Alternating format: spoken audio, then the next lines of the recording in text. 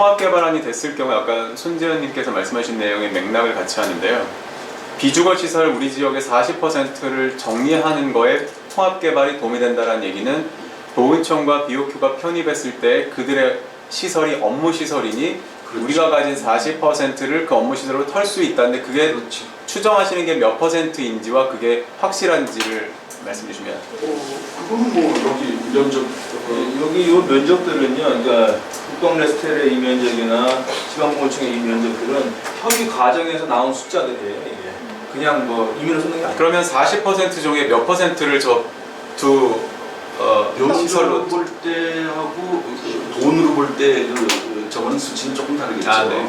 예, 그런데 대략 볼 때 40도를 우리가 해결해야 된다고 그러면 국방부 하나만으로도 이게 지금 합쳐서 이제 만평 가량 나오거든요. 근데 비주거시설이 지금 현재 한 28,000평 분량 정도 돼요. 거기에서 만평이 없어지는 겁니다. 그러면 3분의 1이 없어지는 거예요. 그러면 청도 그렇고 추가적으로 또 여쭈면 아까 말씀하시는 주요 테넌트인 호텔 두 곳을 의향서를 받았다고 하셨는데 그 호텔과 지금 이 BOQ 국방시설까지 합치면 전체 몇 % 정도를 털고 시작을 할 수 있는 건가요? 비주거시설? 거의 7분의 1 정도 터는 거죠. 네? 68,000평이니까 40% 중에 몇 %냐?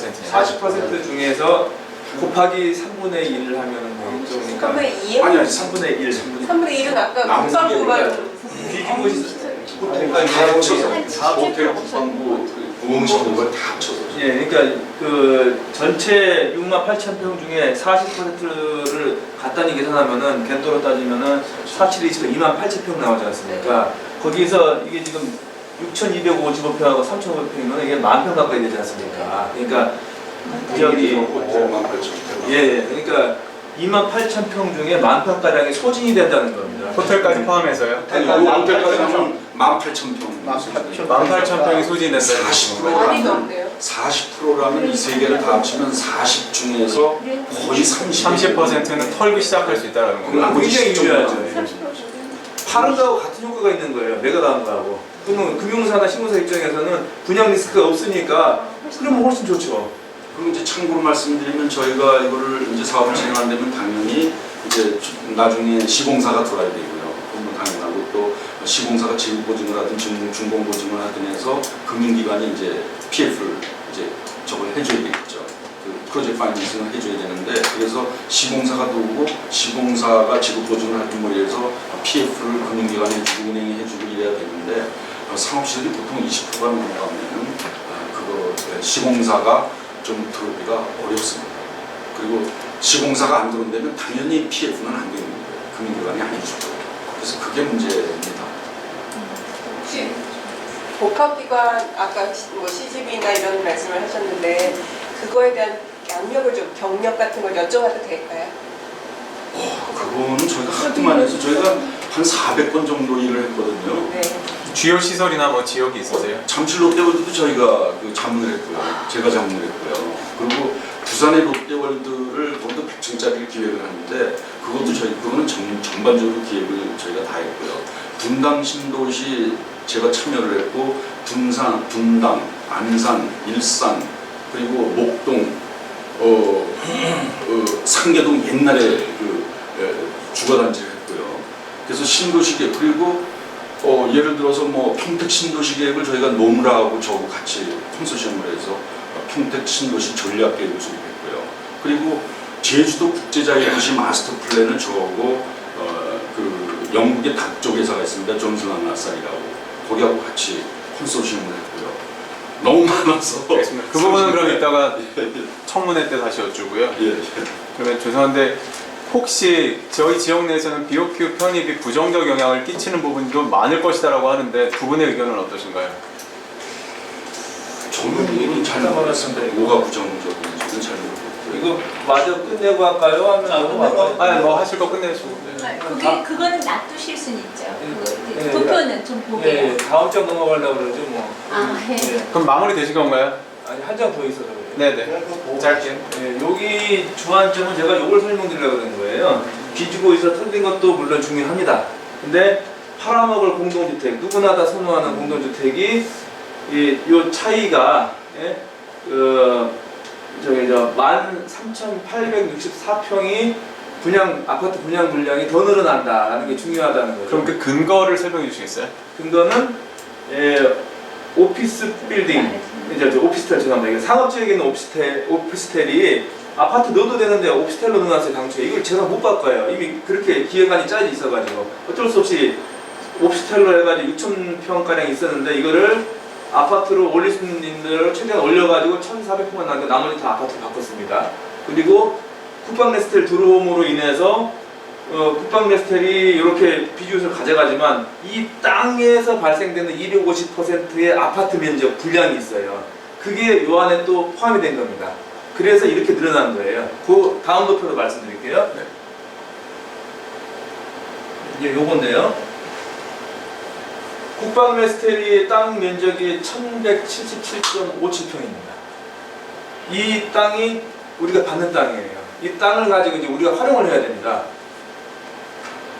당초에는 이중 일반주거 이제 200% 용적률의 땅인데 저희가 지구단위 계획 수립 한번 해봤더니만 특별히 담보 이렇게 주지 않아도 거의 온전하게 대지로 써먹을 수 있겠더라고요. 그래서 일단은 100% 사용한다는 걸 전제하에 준주거로 보고 1,177%짜리가 1,177평짜리가 400%로 바뀌는 걸로 저희가 가정을 좀 했습니다.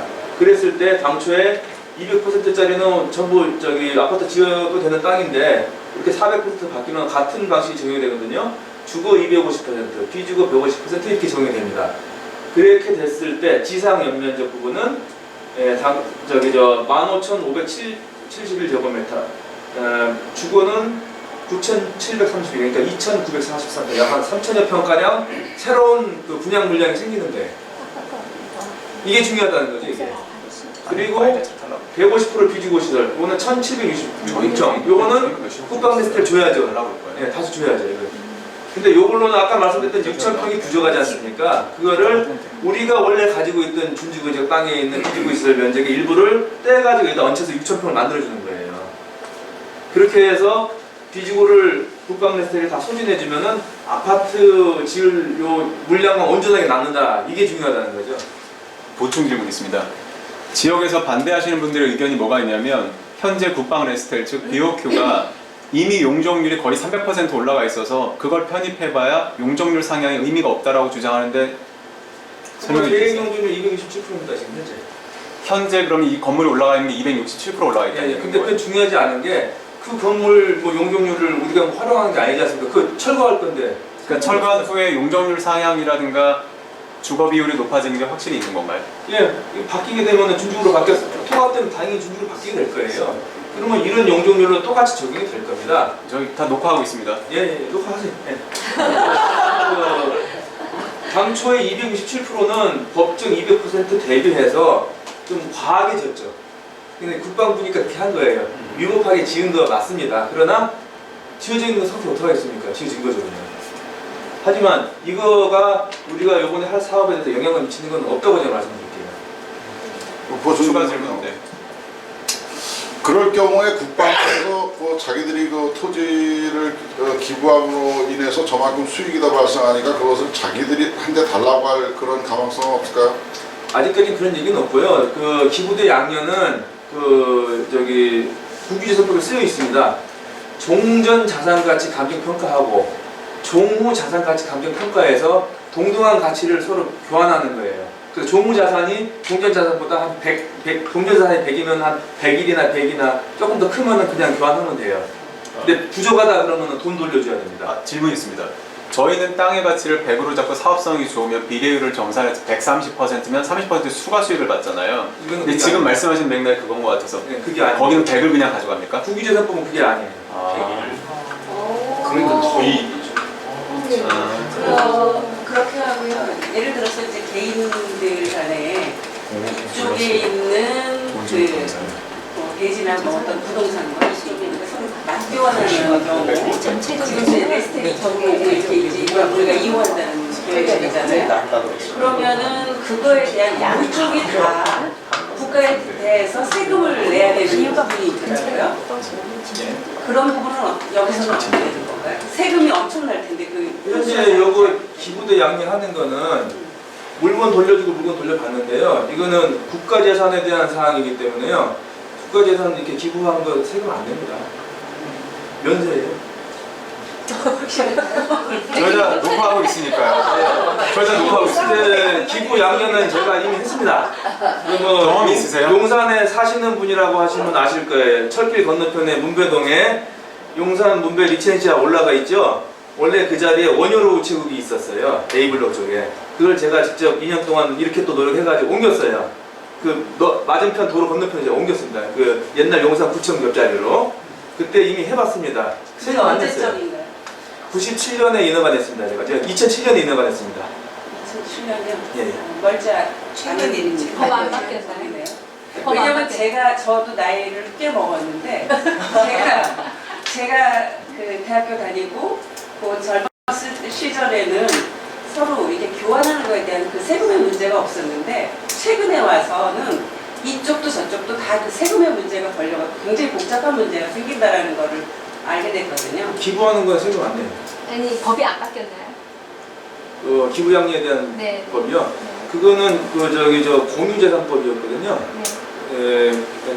그 국유재산법인데 다만 이제 최신청에 따로 자기네들 별도의 기준이 있었어요. 그래서 그거에 세부 기준에 의해서 확실하게 기부 먼저 하고 양해 받았습니다. 근데 그거 하고 나서 그 다음에는 그런 방식 더 이상 안 한다고 딱 이제 못을 받더라고요. 제가 알고 싶은 건 2007년은 성공을 하셨는데 네.